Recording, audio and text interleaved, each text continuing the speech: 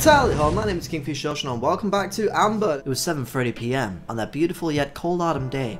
The wind shook the frail tree's branches across the street. Tristan Mallory made his slow, tired way. A whirlwind of leaves caught his attention and he stopped to contemplate them for a few minutes. A spray of colors danced around him. Fragments of red, orange, yellow spread at random, forming a mosaic that stretched on for as far as the eye could see. A rush of beauty in that grey and fuming city.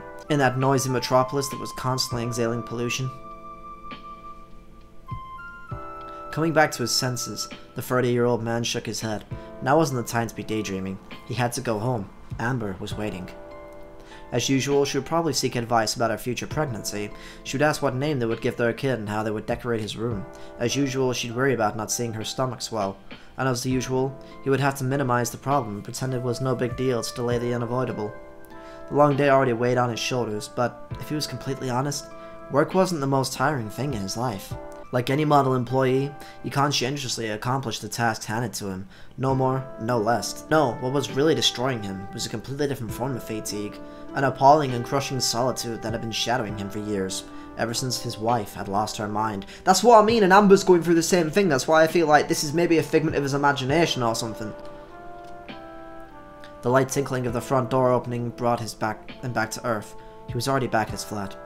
Amber should have been there to greet him with a wide smile, but instead, a sad and silent living room was waiting for him. A shiver traveled down his spine as he entered the room. Where was she? Could it be happening again? Driven by an almost desperate urge, he didn't even bother hanging up his coat correctly before slamming open all the doors, one after another, hoping that she would be sleeping in a corner. Each time, the same emptiness answered to his pleas. He felt a rising dread within. His last hope, the last door, the forbidden room beyond. He opened it slightly and peeked inside. Of course there was no one inside. That would have been too easy. He fell heavily onto the sofa. The crushing solitude came back in full force, crushing him again and again, wounding his face with invisible cuts, the cuts of time. It was happening again. Amber had gone crazy again. She had run away once more.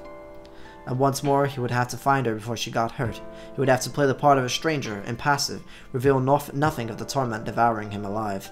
All of a sudden, Tristan Mallory felt immensely exhausted. He held his head in his hands, staring at the floor for a long time. He needed to calm down, even just a little, so that he could pretend that he wasn't affected by it. And after what felt like an eternity, he abruptly got back to his feet. He gathered all of the framed pictures that had been on display and stowed them away in a closet. The memories needed to be out of sight. If Amber discovered the pictures of her happily ever after alter ego too quickly, she was bound to ask questions. So is Amber actually not really a little girl, and this is actually his wife that keeps losing his mind and losing her mind and going through this thing? If so, then this is okay now. It's still weird that she's a little girl in the story though. This time, he had to hide them better than the last cycle. He had to stall for time. He stored them in a drawer and locked it.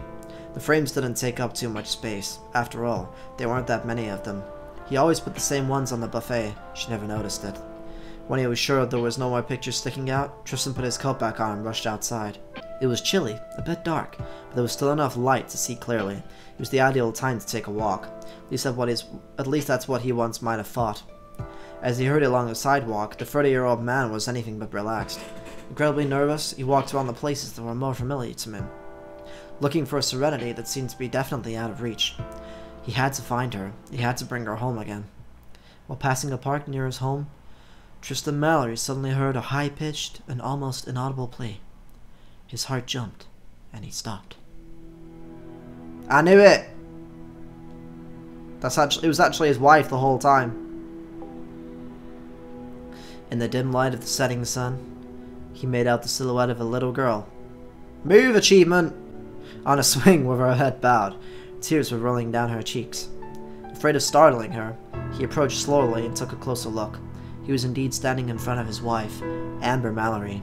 He used to be so charming. She was still pretty, but seemed to have aged prematurely. White locks here and there brightening up her long hair to the point where he couldn't tell her age anymore. With that appearance, she could have been an old lady, yet she was barely in her 30s, like Tristan, who didn't appear to be any younger.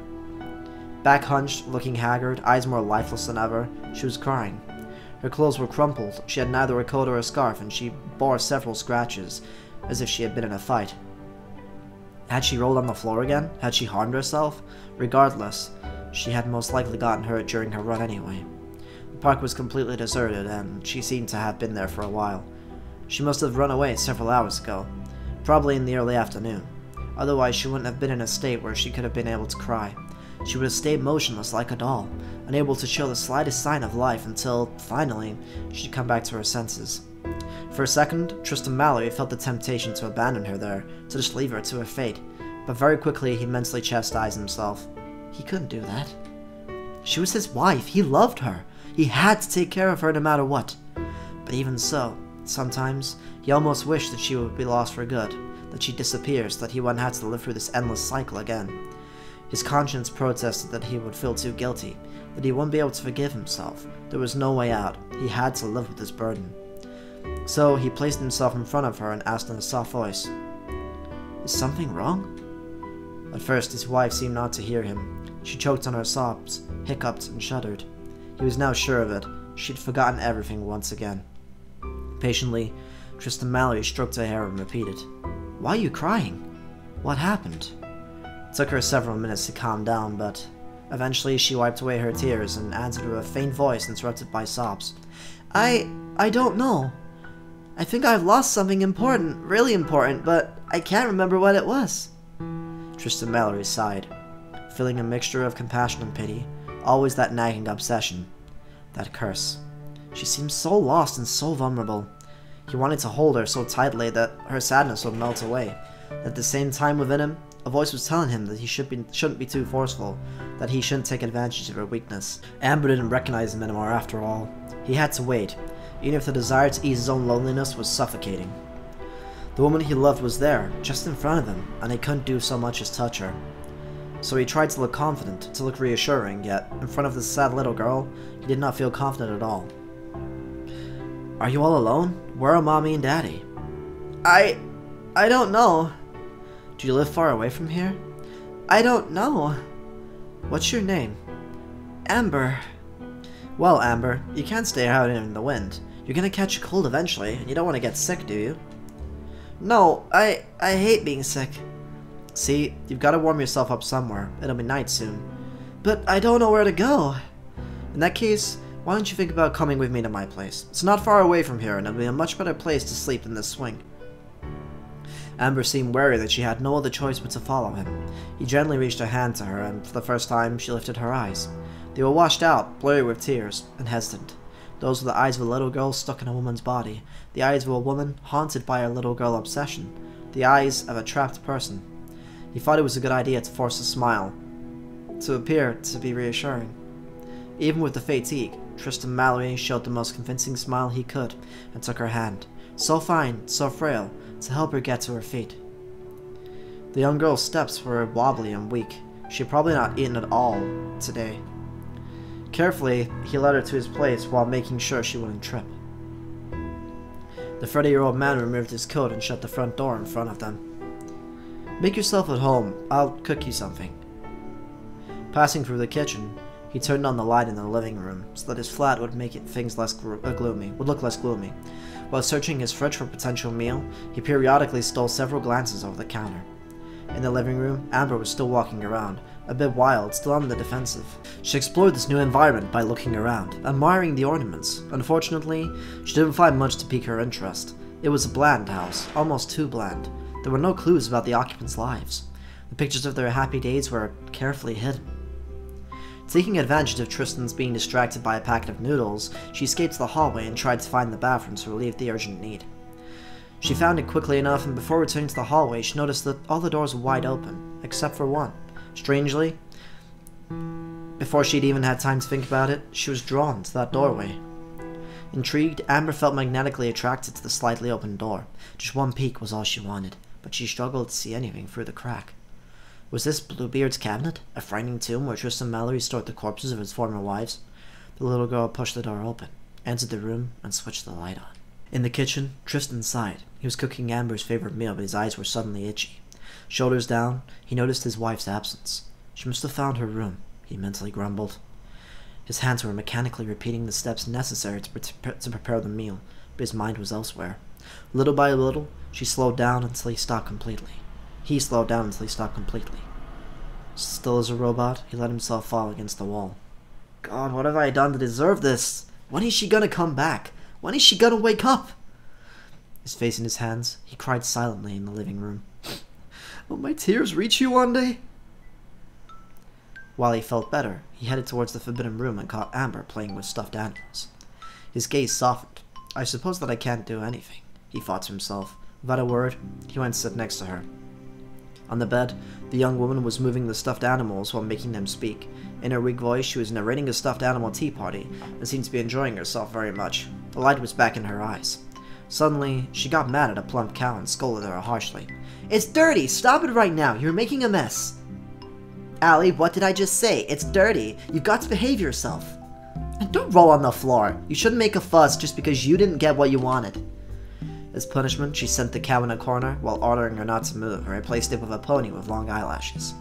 The stuffed animal tea party, hosted by the blue monkey, was obviously not going as planned. The man examined the girl's every move with care. She finally noticed his presence. That evening, Tristan Mallory admired little Amber as she wolfed down her food, half amused, half distracted. Seeing her so happy soothed his heart a little, but at the same time it was heartbreaking. He remembered the blissful days, already long gone with difficulty, but he still remembered them. He remembered that beautiful young lady, her adorable smile, her cheerfulness, and their promises. In front of Amber's overflowing enthusiasm, Tristan Mallory couldn't help but smile faintly, almost pitifully. Yes, that's it, he kept telling himself, set to reassure himself.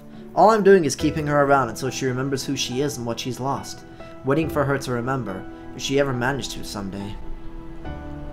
Tristan Mallory could have been an ordinary man, with an ordinary life, if his daily life hadn't changed dramatically a few years ago due to that dire event. Since that day, he was the victim of an infernal cycle, an ordeal that seemed never-ending. He had been so happy, so fulfilled with the woman he loved, the woman that he had married. Amber, so charming, whom he had sworn his life to. Amber, who had gone mad. He had never realized how obsessed she was about having children until her doctor announced to them that she was sterile. An issue that seemed resolvable to him, but to her it was as if she had been dealt the death penalty.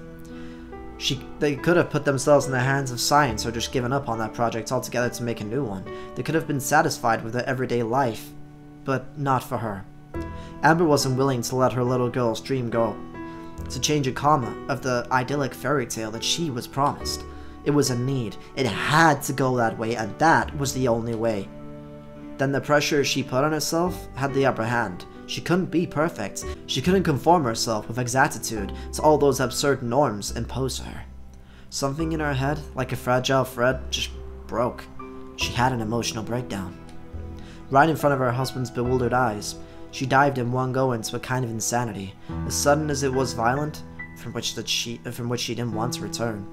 Refusing to face reality, she escaped into a long dream, a long nightmare, where she became untouchable. Amber reverted to childhood, where everything was easier, where everything was still possible. She didn't recognize her husband anymore, or didn't want to recognize him. So he had to pretend not to know her each time, tame her each time, until she would have another breakdown and everything would just reset again.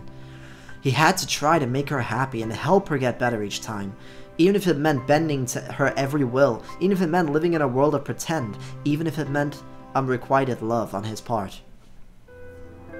During this cycle, once more intrigued, Amber took advantage of his absence again to open a drawer that she had never touched before.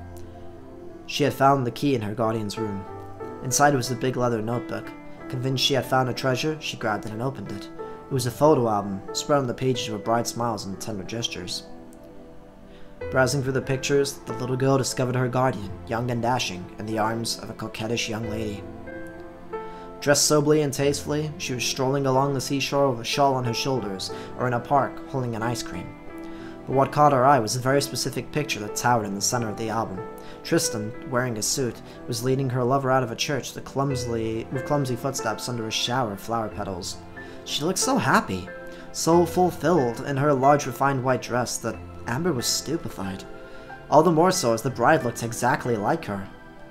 She's so pretty. What are you looking at? Tristan's sudden appearance made her jump. So much that she dropped the forbidden object. The 30-year-old man's gaze darkened immediately. You searched for the closet to see what my wife looked like, didn't you? She answered in a shaky voice, guiltily. Yes. Are you gonna scold me? Of course not. I just would have preferred that you didn't see it. Why? Why didn't you ever talk about her? I want to know! He sighed, appearing upset as he looked into those begging eyes that he had never been able to resist for long. Reluctantly, he sat down on the couch and told her how he met the one that he thought would be the love of his life, and related all that they had gone through together. Amber listened with wide-eyed attention. She liked the story very much. Tristan seemed to briefly get younger as he evoked the past, describing how head over heels he had been for her and how happy she had made him. Their peaceful and ordinary everyday life was something the little girl envied. Caught up in the tale, she couldn't help but pressure him. And then, what happened? Until the light shining in the man's green eyes brutally vanished. And then she left. But he was thinking, and then you left. Where to? For a far away place that I couldn't reach her anymore. Every day I pray that she'll return to me, that she'll wake up, that she'll remember me. I don't know if she'll ever emerge from that dream that's keeping her captive. Is she dead? Sometimes it feels like it, but no, she's still alive, just in a different world from mine. If I could have joined her, I would have. I would have sacrificed everything for her, and today she's forgotten me. Forever. That's sad. Tristan sighed again. Head down. As the heavy, crushing silence came between them. Could anyone imagine his suffering? Could anyone imagine what it felt like to be in his shoes? To see that your loved one can't even recognize you anymore. That she had forgotten everything about you and about your relationship. Every memory. When Amber, the little girl stuck in a woman's body, asked him why he was crying, he wanted to scream, "Because I love you! Because we were so happy together! Because I can't live without you! Because I need your presence, your affection! Because I'm all alone! Because you're my wife and you're the woman that I love! I beg of you, come back to me, get a hold of yourself and snap out of it!" But it was useless. He had already tried to shake her, to talk to her like she was his wife, but if he did, she would remain terrified. She would move away from him and she would cry, telling him that he shouldn't hurt her. So, he just gave up. He stopped trying to get his role back. He kept pretending, and the suffering just got worse day after day, like a sly disease trying to consume him further. Fake a smile, forget about yourself. Don't think about anything other than reassuring her. How could he go on like that without being worn out? Tristan Mallory was no Superman. He was often on the verge of losing it. He despaired to see no progress even, no hope for healing. Would Amber ever return to normal? He didn't believe that anymore. He became too disillusioned within himself. One evening, when he was feeling especially worked up, he dared to yell at the young lady who was doing her best to please him. He immediately regretted it, but the deed was done. Amber's voice trembled dangerously. While getting close, he noticed her hands were shaking frenetically. Eyes wide open, soaked in tears, she exploded. I'm sorry, I just want you to love me! I want you to look at me!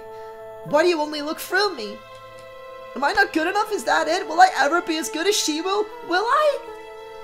She? But Amber, who are you talking about? Dumbfounded, Tristan held her in her arms as tightly as he could. No, he truly couldn't understand. He couldn't understand such intense and sudden sobs. He only loved one person in this world. Only one. How could she believe for a second that she had been beaten by someone else? Reassured by his gesture, Amber wanted to explain herself. Your wife! I can see that her departure left you very sad. I wanted to bring a smile back to your face. I wanted to take her place so that you forget about her. For a split second, Tristan Mallory was breathless. It was surreal. He would have pinched himself to make sure he wasn't dreaming, but no. The pain in his chest was far too real, too pitifully carved into him. Amber, locked up in her little girl's dream, was becoming jealous of herself and was trying to surpass her happy alter ego of the past.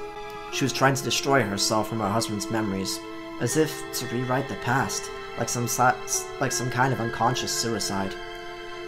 How could he answer such a declaration? How could he find the right words? Catching his breath with difficulty, the 30-year-old man took Amber by the shoulders and looked her in the eyes for a very long time. He had to wake her up. He had to make her realize. He had to think of a way to tell her. After a brief sigh, he affirmed, Listen, I will never be able to forget my wife, alright? It's impossible. That doesn't mean that I don't want you. It's the exact opposite, actually. You're very dear to me, Amber. You hear me? I need you. You already have her place. So please, stop crying. Don't make it harder than it is for me. The young girl shyly dried her tears, and her features changed to an adorably naive expression. She looked sincerely despaired.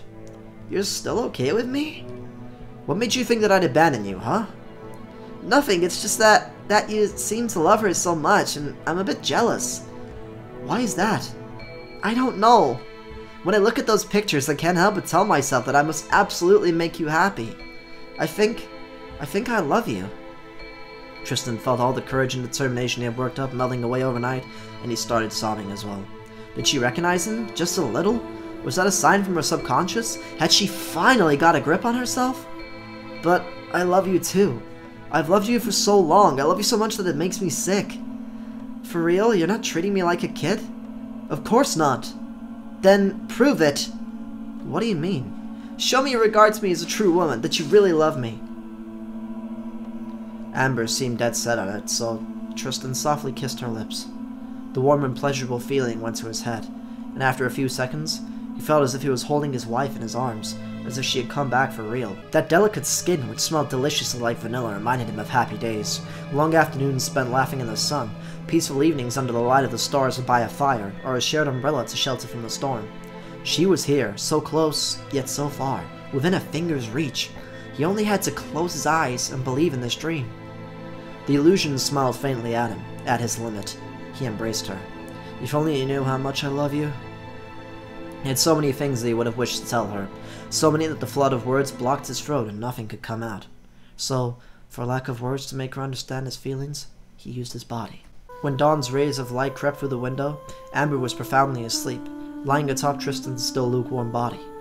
Eyes surrounded by dark circles, the weight of regrets, a fatigue he couldn't get rid of, he stared at her with a sad smile on his face. It was just a dream, wasn't it? When you'll wake up, you'll be a child again, right? The only answer he got was a light groaning. Softened by such a serene face, he left a kiss on her fresh cheeks. As soon as he did, the sleeping lips spread a smile of happy smile. I wonder what you're dreaming about. Say, won't you invite me over there? Tristan Malloy was wary of the infernal circle that brawled his prayers in a permanent cacophony. Once more, unbeknown to her, he mimicked a fake wedding ceremony, a fake joy to please her. Never again would the fresh and innocent smile of the pictures return.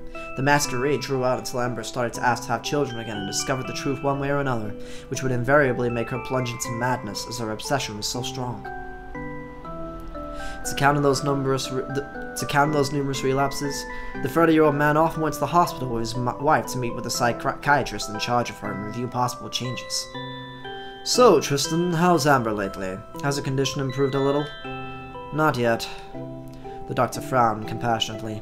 He had been in charge of the Mallory case for some time now, and he felt particularly powerless in the face of such an impasse with the young lady. He had tried it all, without success. You never know. Is that why you called me, Doctor?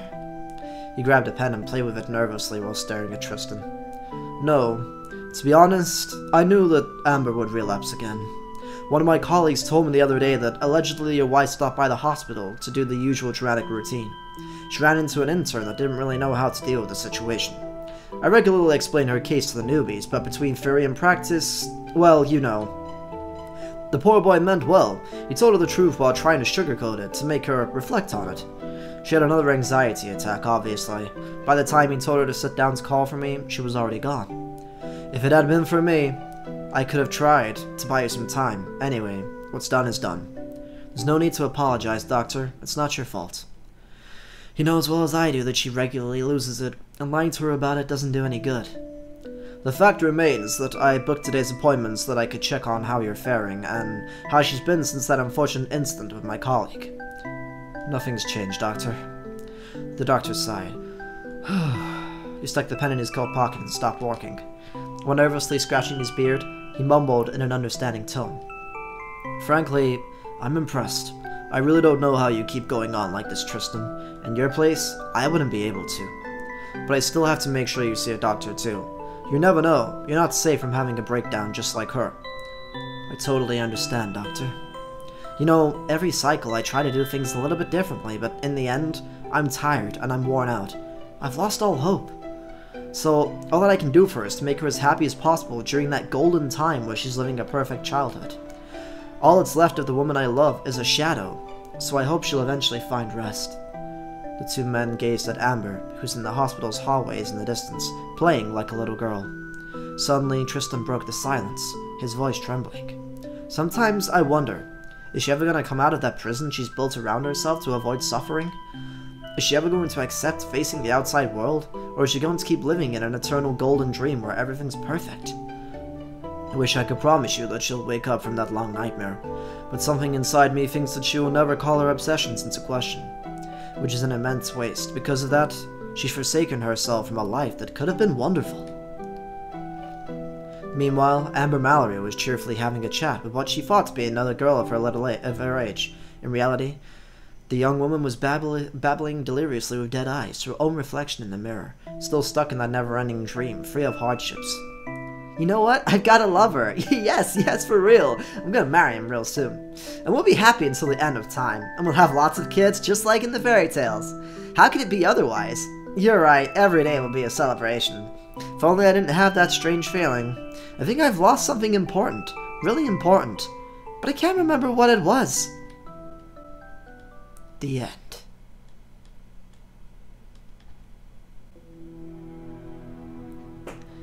Wow, I really enjoyed the story for that.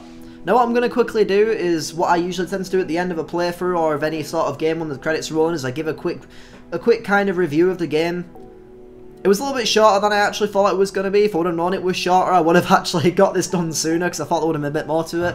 But I think in terms of length, it was good for what the story was. It did well with that, because I think if it would have kept going, it might have dragged out a bit too long. The scenes where it was going through, like, her thoughts on society and magazines, I guess I understand it a bit now, but at the same time, I think it did drag out a little bit too long, to the point where it got a little bit frustrating to sit through it. But I guess I understand what they were trying to do story-wise. But I really enjoyed this. Like, I did think that it was getting a bit creepy with, like, how he was kissing the little girl. But now that it all makes... Now that the story's been, like, solved and all that stuff, it makes a lot more sense, and I don't think it's as creepy as it came across. So I'm glad that that was the case, and that she wasn't actually a little girl, because that would have been really, really creepy. But yeah, I really enjoyed this game. This was a really enjoyable time. I'm just going to let the credits play out in the background here, and I'll be back when they're done.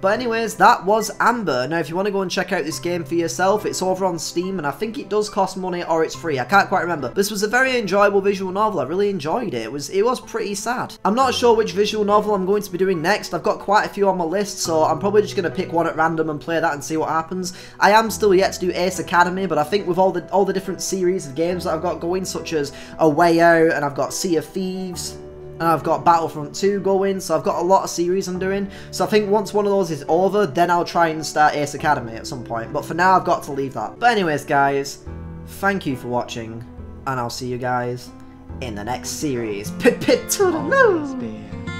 Hey, this was really fun. We hope you liked it too. Seems like we've just begun when suddenly we're through. Goodbye, goodbye, good friends, goodbye. 'Cause now it's time to go. But hey, I say, well, that's okay. 'Cause we'll see you very soon, I know. Very soon, I know.